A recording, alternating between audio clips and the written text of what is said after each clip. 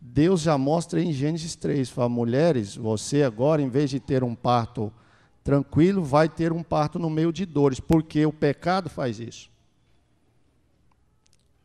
Vocês vão cair o ventre, as coxas. Deus falou isso. Acontece isso com as mulheres? Está aí, ó, pode ler. Mas Deus não está amaldiçoando vocês, Ele está mostrando o resultado, as consequências da rebelião. Diz, é isso aí que o pecado faz. Eu quis dar outra coisa a vocês, mas Deus criou você e eu moralmente livres. E Ele mostrou, irmãos, um momento assim que muito me emociona é sobre a salvação, porque Deus abriu a cortina do tempo e diz para Adão, filho, olha as consequências. E Adão viu e Eva viu. E ele viu a humanidade, ele viu o dilúvio, ele viu depois, ele viu Jesus morrendo na cruz. Jesus diz, olhe para lá. Está vendo quando eu disse que o pecado gera morte? É isso aí. Adão não sabia o que era a morte. Ele estava vendo. Ele viu Jesus lá. E Jesus mostrou um pouco, mas não mostrou ele lá na nova terra. Sabe qual foi o pedido de Adão? Senhor, me mata. E ele entrou em desespero total. Pediu a morte. Deus disse, não, traga o cordeiro. O cordeiro chegou. Deus deu uma adaga para Adão. Se mata o cordeiro. Adão falou, não, eu quero morrer. Eu quero morrer. E Deus então diz, filho, isso que você vai fazer com o cordeiro, se você quiser, é o que vai fazer comigo lá na cruz. Eu serei o cordeiro, eu serei o Messias, eu serei o Salvador. Se você aceitar, mate o cordeiro. Em meio a muito choro e lágrimas, Adão matou o cordeiro, em desespero dele e de Eva, porque ele sabia que o seu Criador chegou ao ponto de dizer, eu morro no seu lugar, você não vai morrer, porque se você morrer, acabou, mas se eu morrer no seu lugar, você volta para cá, volta para a minha casa. Vai vir, eu serei o Messias, vou nascer de mulher, vou encarnar na humanidade, e quando eu nascer, a redenção virá.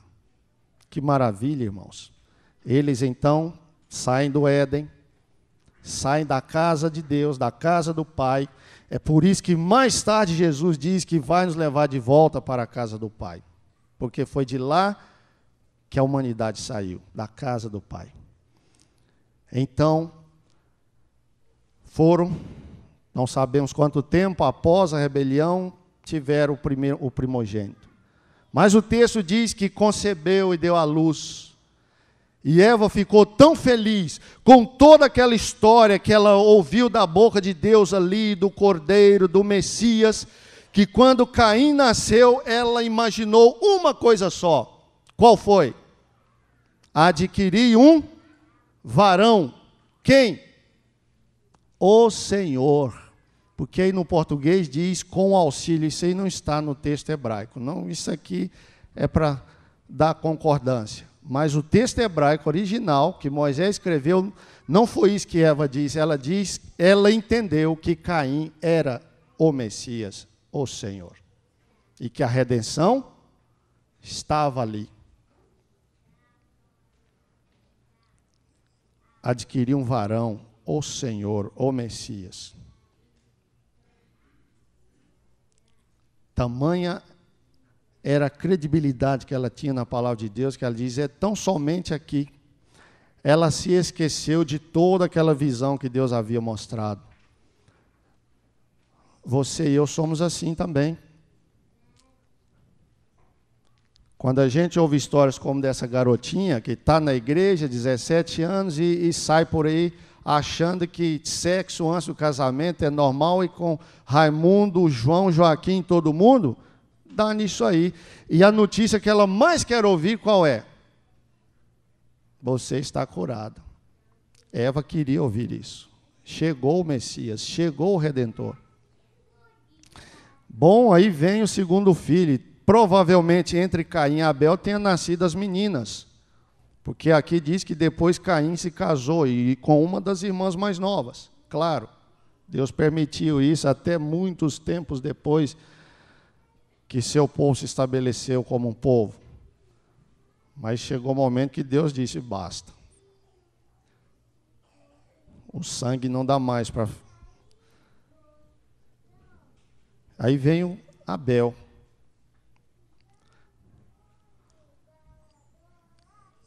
E vocês se lembram, irmãos, o que foi que Deus colocou na porta do Éden? O que foi? Um anjo. Que tipo de anjo? Um querubim. E o que ele tinha na mão? Que tipo de espada? Espada que flamejava, como se fosse fogo. Alguém sabe o nome dessa espada? Porque aí no Gênesis diz.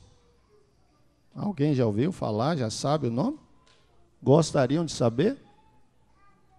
Ninguém quer saber? Então não vou dizer, só você. Vou falar baixinho. Chacã. Chacã, nome da espada que ficava na mão de um querubim, que ficava exatamente aonde? Na porta. E de que lado ficava a porta? Para o oriente. Que lado fica a porta do santuário? Para o oriente. E o que ficava logo depois da porta do santuário? Quando você entrava no santuário, qual era a primeira coisa que se vê? Você tem aí uma imagem do santuário na mente, não tem? Entrava no santuário, primeira coisa que tinha era um móvel. Qual era o nome desse móvel? Altar de sacrifícios. E quando você entrava, vamos imaginar na cena, entrando lá dentro no Santíssimo, no dia da expiação, o que aparecia? Deus, pessoalmente. Tem uma palavra técnica aí, qual é a palavra? Da presença de Deus ali. Shacã, Shekinah, é a mesma raiz. A luz da presença de Deus. Então, isso é uma expressão técnica para Moisés está se referindo ao jardim do Éden como sendo que lugar? Santíssimo. Ou seja, o lugar que Deus mora, porque a arca era o símbolo do trono de Deus. Onde é que Adão e Eva moravam? Na casa de Deus, no palácio, aqui na terra, chamado Éden. Então, o que tinha na porta do Éden? Do lado de fora do Éden, o que tinha? Está aqui no texto. Logo mais aí embaixo, aí no final do texto, o que tinha ali? O que Caim e Abel foram levar lá? Ofertas. Então, o que tinha lá? Um altar. Lembra que Adão matou o cordeiro? Imagine que foi lá dentro do Éden, o cordeiro morreu. Mas agora Deus diz, vocês não podem entrar no Éden, comer da árvore da vida e viver para sempre em pecado. Eva entende que o seu primogênito quem é? O Senhor, o Messias, Jesus. Bom, e aconteceu, verso 3, no fim de uns tempos, Caim pegou o fruto. Irmãos, muita coisa errada tem sido falado sobre Caim. Caim amava e temia a Deus. Eu vejo alguns filmes aí, cinema é cinema. Cinema não retrata a realidade. Eles querem encher de coisas ali. Até os filmes bíblicos que você assiste no cinema não são fiéis ao texto. É cinema. Tem que dar dinheiro. A ideia é que quem fez fique rico. Tá? Eu tenho alguns filmes em casa de Caim, mostram Caim feio, olho avermelhado, raivoso, ele está sempre com raiva, sempre irritado, tem tiques, né? Como se fosse assim um neurastênio, e mostra Abel lá, um jovenzinho assim meio delicado, né? E Isso é cinema. Caim era um jovem belo e formoso, como seus pais. Não dá para comparar a beleza daquele tempo com a nossa de hoje. Amava a Deus. E lá no filme mostra Caim pegando umas goiabas bichadas, umas mangas podres assim para dar de oferta, né? Tem nada a ver com isso. Ele pegou o melhor que ele tinha. Até porque eu não creio que naquele tempo, pouco depois de ter saído do Éden, quem sabe aí ele já tivesse seus 20, 30 anos de idade, por aí, imaginamos isso. Eu acho que as frutas não sofriam tanta degradação como hoje. Ele pegou o melhor. Mas lá na porta do santuário, no altar de sacrifícios, qual era o sacrifício exigido que representava a redenção, a justificação, a expiação, que é a substituição, todas essas coisas do plano da salvação?